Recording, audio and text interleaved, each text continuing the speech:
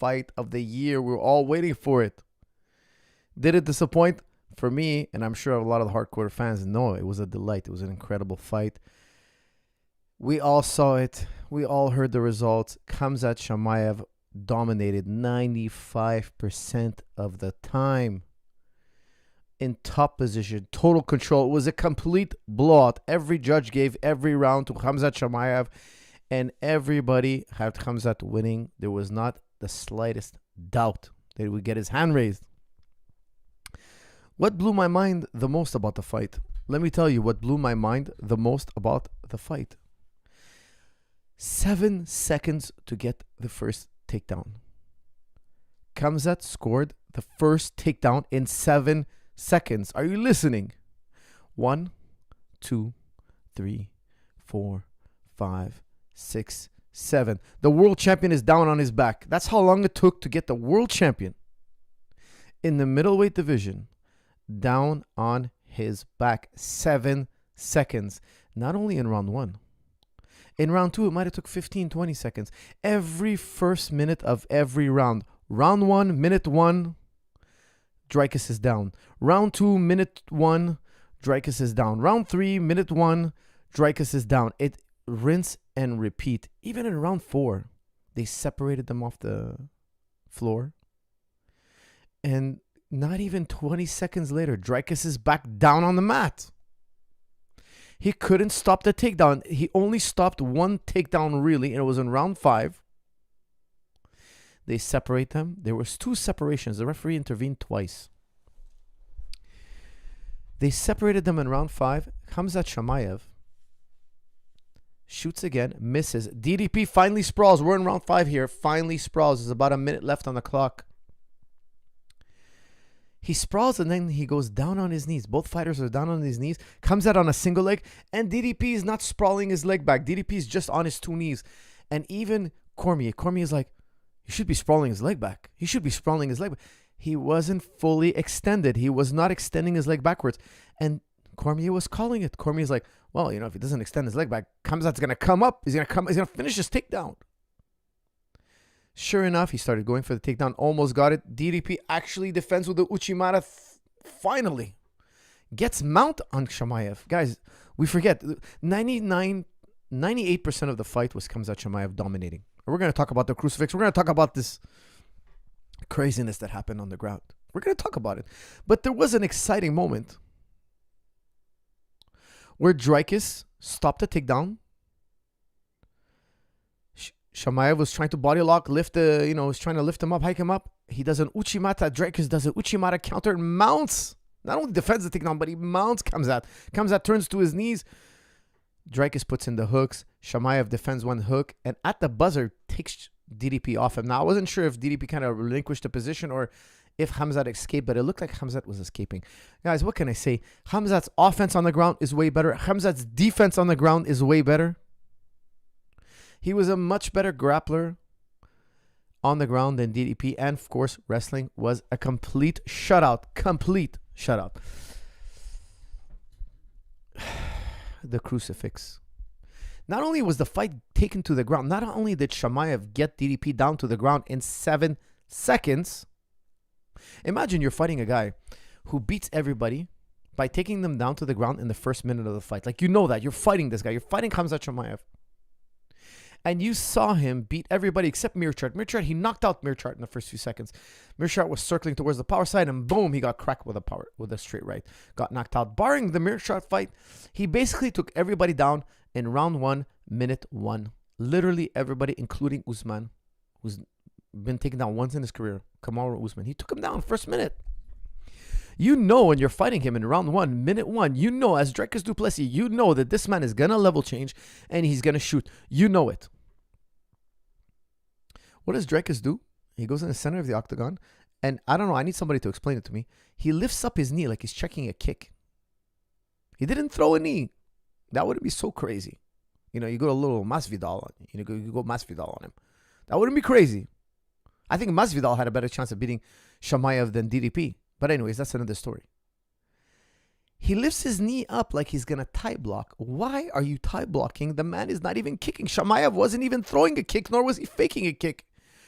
Somebody, I would love to talk to Dricus du Plessis, and I'll be like, man, why did you lift up your leg? Why? Why? You know he's about to shoot. You know it's happening any second now. Instead of lifting your leg up, you should be sprawling that leg back. That leg should be so ready to be retracted immediately. He picked up his leg and gave the first takedown quite easily. Now, don't forget, it was also a beautiful takedown.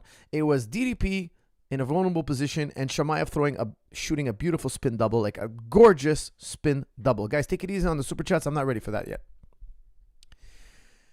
The fight is on the ground in 7 seconds. Not only is it down, okay, that's bad. Being down on the ground in 7 seconds is bad, guys. It's bad. It's not the end of the world. You're a world champion. You can handle this. No, he gets crucifixed. DDP had zero answer to the crucifix. He literally knows nothing about how to defend a crucifix. Now, look. I was driving home today from practice, and I had my sons with me and their cousins in the car. And my son is like, Baba. He's like, Baba. I'm like, yes, son. He's like, there's no way Dricus is a black belt. There's no way. He looked like he didn't know how to defend anything. And I was like, son, no, it's not like that. Yes, he's a black belt. He's a world champion, for goodness sake. The man can grapple. Is that sometimes even a world-class grappler, first of all, there are levels to black belt. Okay, there are levels. Just because you're a black belt doesn't mean if you go up against a world-class wrestler and you're a black belt, you need to be a world-class black belt to go up against a world-class wrestler. Now, don't forget, wrestlers do ground. It's such a myth that wrestlers don't do ground. No, wrestlers do plenty of ground. Chimaev has been training wrestling since he's 5 years old. He's done plenty of groundwork. Plenty. But I understand my son's grievance. He's like, dude, this guy's a black belt. Look like he can't defend himself. And I understand that grievance because a lot of people have that grievance. When you look at when Taporia put Charles Oliveira in a crucifix, you know, Oliveira shot in a takedown, tried to take down Ilya. Ilya reversed it, got on top of him, passed his guard very quickly, and he puts Charles Oliveira in a crucifix. And let me tell you something. Charles Oliveira escaped that crucifix the correct way, right away, and it took him a blink of an eye to do it. He would quickly reverse the crucifix. How do you reverse a crucifix? Your hand that's trapped in the legs, you're supposed to grab the ankle and stuff it in your half guard. What did the Bronx do?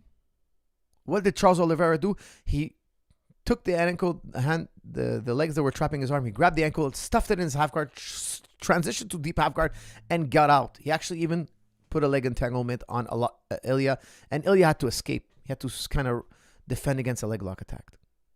Now, I'll tell you something. That's the correct way to defend the crucifix. But if you don't know crucifix, and I won't say it's easy. Getting out of crucifix is not easy, guys. I'm not trying to make it sound easy. But I'm just saying there are levels to black belts. Dricus, his jiu-jitsu, his groundwork relies on a lot of strength. And I think Chimaev was bigger and stronger. He was bigger and stronger. And he took away that advantage that Dricus has. Because Dricus is usually the bigger, stronger guy on the ground. And he's not this time. There's a lot of technical improvements. So in my opinion, there's a lot of technical improvements to be made for Dricus. But Dricus is a legitimate black belt. But just because you're a black belt doesn't mean you can't be a blue belt in a certain position. Because I'll tell you, side control bottom, crucifix, Dricus looked lost. He doesn't understand that position. He's not good at that position. That position needs to be addressed. You could be a world class at passing. You could be a world class at leg locks, but you can have a very poor, let's say, mount escape, or I don't know, any position. Pick any position you could be bad at. You could be you could be blue belt level arm bars, but you're the world's best at guillotine and triangle, and you're an incredible guard player. Like, you can have certain parts of your game that make you world class, and then you can have really huge technique gaps, positional gaps. So Chimaev found a positional gap in Dricus' game, and he just spammed it over and over again. Guys, from what I understand, Chimaev broke the ground and pound record. Strikes on the ground. He beat the record by round 4. That's not counting round 5. On round 4, I heard the commentator say he just beat the UFC record for strikes on the ground. And that was only round 4. And he controlled every round for over 4 minutes of every round, well over 4 minutes. With the exception of rounds 5, the last minute, Dricus finally had a ray of hope. Guys, that's my assessment of the fight. I picked Chimaev. Guys, I'll tell you something. My fight picks sometimes make people angry. I remember the one that made most people angry is when I picked Ankalev to beat Pereira. I actually had people writing me, telling me they're going to unsubscribe because I'm saying crazy things. That's insane. I'm insane and I'm crazy to think that. And Pereira's going to smash him. And thank goodness I was right, because a lot of people were really upset about that pick. Another pick people were upset about is this one. Yes, I picked Chimaev, but I picked Chimaev to win by decision. And people were upset with me. People were writing me, that's the worst possible pick. It's not. It's not. I'll tell you why. Guys, I've been doing this for over 25 years. Sometimes fights go exactly how we think they're going to go, and sometimes they go completely the opposite. Sometimes, and I would say 70% of the time or 60% of the time, the fight result is a type of surprise. It's a weird thing that nobody thought, and we all thought it was going to be like the day before, and it's not. Trust me, guys, I've played this game so many times, and I got to tell you guys, I've had the privilege to train with the who's who. And I always ask them their pick. I always ask them, what do you think about this? What do you think? I'm curious what people think. And I'll tell you something. Athletes and coaches at the highest level also get it wrong on a regular basis. It's not an easy thing to do. Now, today, this time, I so happen to be right. But I could have been also dead wrong. Okay? I don't know I'm right. I think I'm right. Now, this fight happened to go my way. Now, I'll tell you something. I didn't think it was going to be one-sided as such. I thought Khamzat's going to do better because he doesn't have to do the weight cut. He's going to be at 185. I thought he was killing himself to make it 170. That was a major problem for why he had gas issues. Also, he had long COVID, etc. But I thought at 185, he's going to be in his real weight class. He's going to be stronger. He's going to be faster. He's going to be too intelligent. But I didn't think it was going to be this one-sided. I thought Dricus would escape to his feet more often, and he would be able to give far more resistance on the ground. He wasn't. He looked like a blue belt on the ground. Khamzat is too experienced, far more than I estimated, and it made it a blowout, complete shutout. Okay, guys, with that said, I'm going to open comments and questions only on this fight for now, and then I will open it up to ask me anything. Coach Zahabi, salam. Let's get straight to it. You think Khamzat could have went for a finish, or did he do the right thing and gain valuable 5-round experience? That's some Khamzat wants to know if Khamzat wants to get that 5-round experience. No, I thought he was trying to finish. Okay, if you look at round 2, he put in a 3-quarter Nelson. He was going for his Darce. He ran out of time, but I think if he had more time, it was a strong possibility he could put that Darce in and maybe even finish. Okay, so I really do think he was looking for the finish. It wasn't easy. He went for a few rear naked choke attempts. They seemed to me like he was really trying to get them. That was in round 2. And round 3 as well, he was trying to finish a choke. It was a legitimate 100% attempt at finishing. I don't think he was trying to play the game. You don't play games in a high-stake fight like that. You know, look at round 5. In round 5, Khamzat got mounted for a moment. Things could have went south. Watch round 5 when they separate them. Khamzat eats a couple of shots from DDP. You know, he eats a kick in the face. He eats a punch in the face. Imagine what a nightmare it would be for him to lose. He would be giving up on a lot of money, because don't forget, when you become world champion, the UFC gives you a very nice bonus. Not only you get your win bonus, but they also give you a supplementary bonus. Okay, oftentimes it's referred to as a locker room bonus. I'll tell you something. When you become world champion, the UFC, they send you a gift in the mail. Okay, they send you a nice chunk of change to make you welcome as UFC champion. And everybody knows about that bonus check. Who on earth would gamble that? If Khamzat could have finished him in minute 1, he would have done it. Okay, I don't think Khamzat was like, oh, let me get some 5-round experience. No, not today. Maybe if he wins 4 or 5 fights and he's so rich, he's got so much money in the bank. And imagine just for instance, okay, he never went 5 rounds. He's always finishing in the first 2, and he's a gazillionaire with his bank account fully loaded. Yeah, maybe he says, hey, I want to see what round 4 and 5 is like. But until you make that level of money where you're secure and set for life, you don't play games. You know, Khamzat said it in his pre-fight interview many times and post-fight interview. He said, I want to go where the money is. I want to fight in October. I want to fight right away. I want to make more money. I need money. Who do you want to fight? Whoever's the most money. Whoever's the most money. How many titles you want? You want to go up or down? Whoever's the most money. He'll go to 170 if that's the most money. He'll go to 205 if that's the most money. He's motivated now by money. Getting a finish, you can get an extra 50K, especially if you just won a title. So he's all about the money right now. UFC should have separated division for furry hats. For furry hats. What? Tuxedo Mask says UFC should have a separate... Oh, is he saying for the Dagestanis? Because maybe...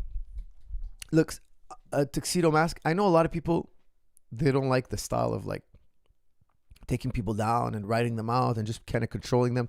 I get it. There has to be an entertainment value, and maybe it would be better for the sport as a whole if they separated them more often. Like, yeah, you could take the guy to the ground. We'll let you hit him for a few minutes, but if you don't finish him, if there's not, because the thing is, Khamzat hit him hundreds of times and did very little damage. So I understand that part. Like, if you're going to hold the guy down, you're just going to give him like one inch punches and you're just going to give him little knocks on the door. I could understand the argument that, hey, we should stand them up. Like, unless the guy's blasting, finishing blows, like blows that will lead to a finish. Why? Because I'll tell you something. I was watching, and guys, if it was up to me, I'm a purist. If it was up to me, there would be one round, no breaks in between, and just let them fight for 25 minutes. I don't care what happens. Let them finish the fight on their own. Now, I understand for entertainment value and the casual fans, we might lose them. I'll tell you why. Okay, let me just, because I know a lot of hardcore fans are listening to this and be like, Coach, what are you talking about? Guys, I'm a purist. I'm with you. If it was me, I would never stand them up. Never. Let the guy get up on his own. Now, because there's 5 minutes and people want action, I get it. I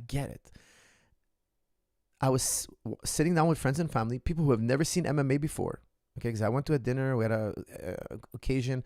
Then after we raced back to see the fights, okay? I had to watch, for sure, I had to watch the Pico fight. We're going to talk about that later, hopefully. And I had to watch the Khamzat fight. I couldn't miss it. So we raced back to watch the fight. And there were people in the room, friends and family, that never saw MMA in their life. Okay, now one of the people, she was a lady, and she couldn't even look at the screen. She thought it was so violent, she couldn't look at the screen. She was covering her eyes. I'm telling you, I was there with even people who never seen, they don't even know what UFC really is. They've seen it a little bit like on TV as a commercial, but they've never watched a UFC fight in their life. And they were like, oh, this is kind of weird. Like, the guy's just going to lay on him like that. Like, I get that there's an entertainment value. And a lot of people after had comments that the fight was boring.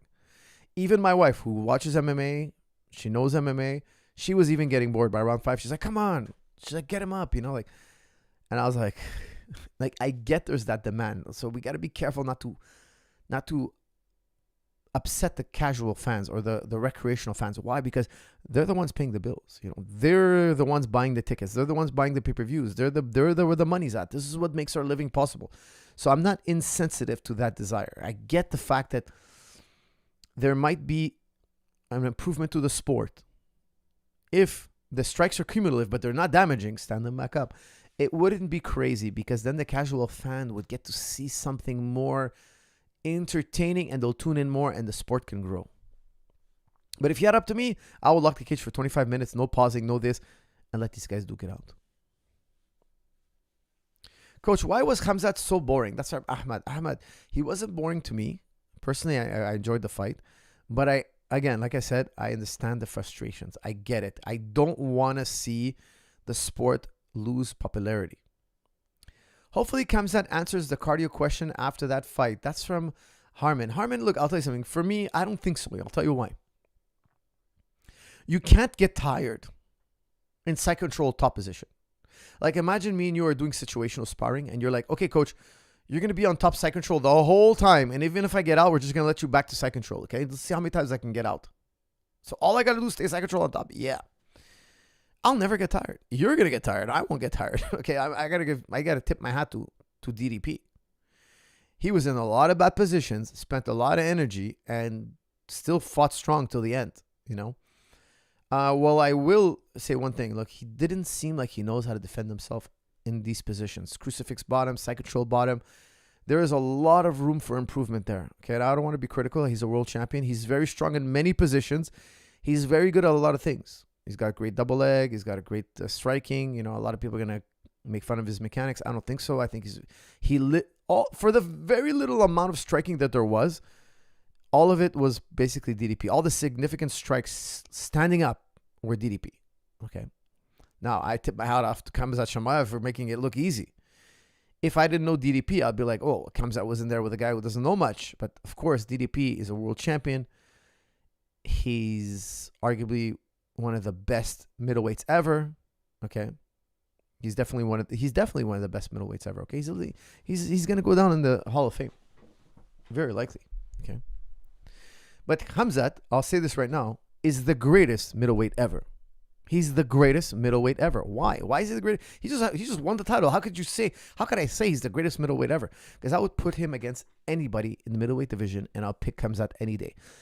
Adesanya, DDP, Anderson Silva in his prime, forget about it. None of them can hold a candle to Khamzat. He takes them all down, and he mauls each one of them. He's the Khabib of the middleweight division.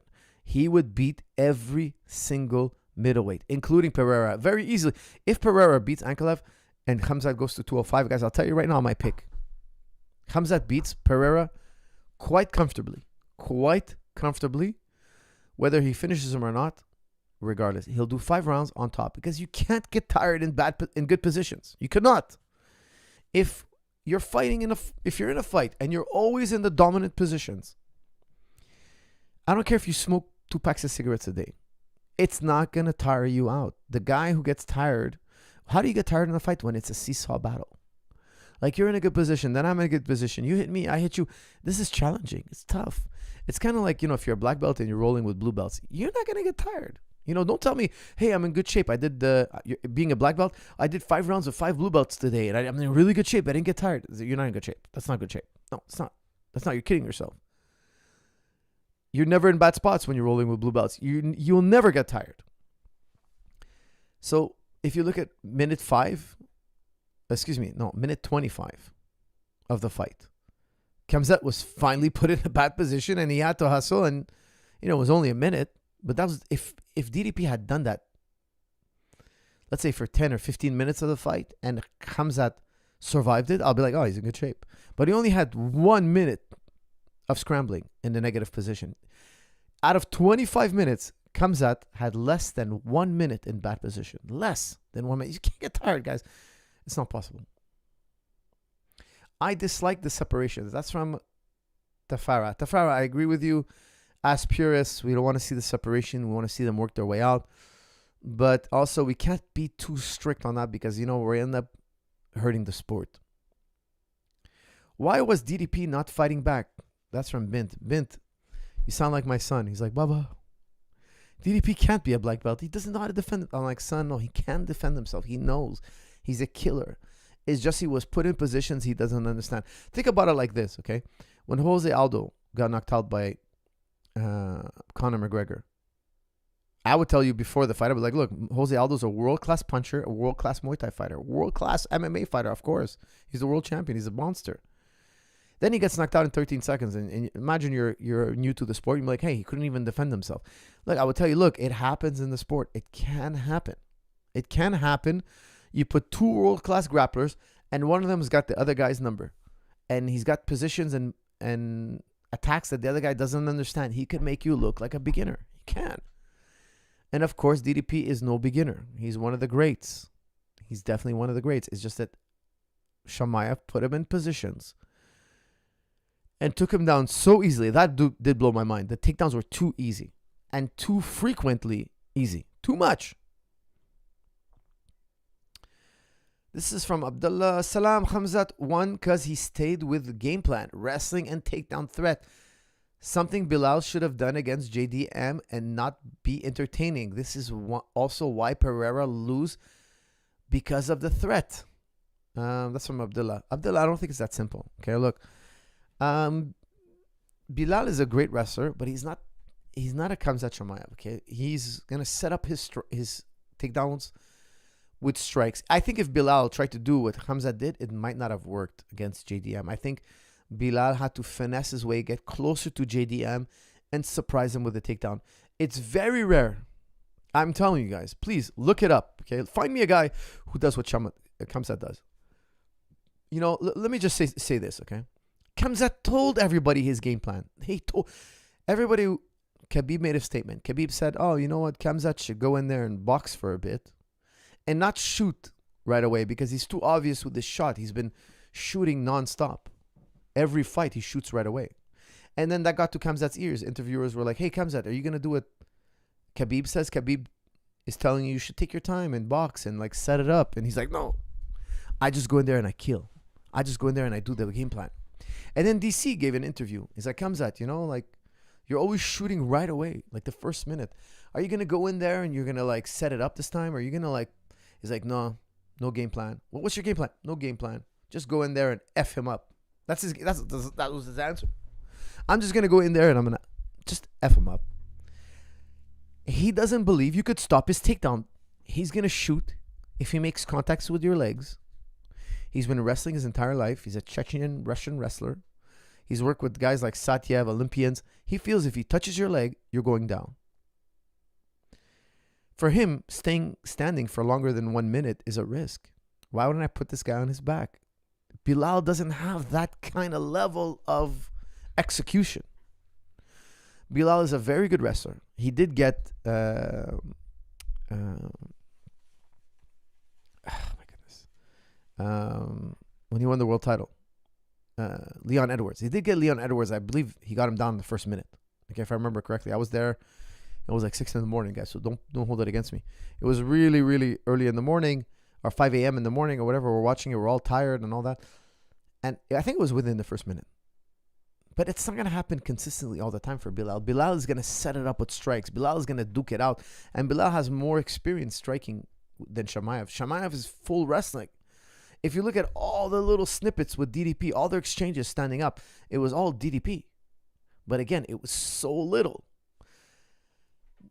Guys, what Khamzat does, minute 1, round 1, takedown, it's never been seen before. And I don't think we're going to see it again for a very, very long time. He's very gifted in this regard.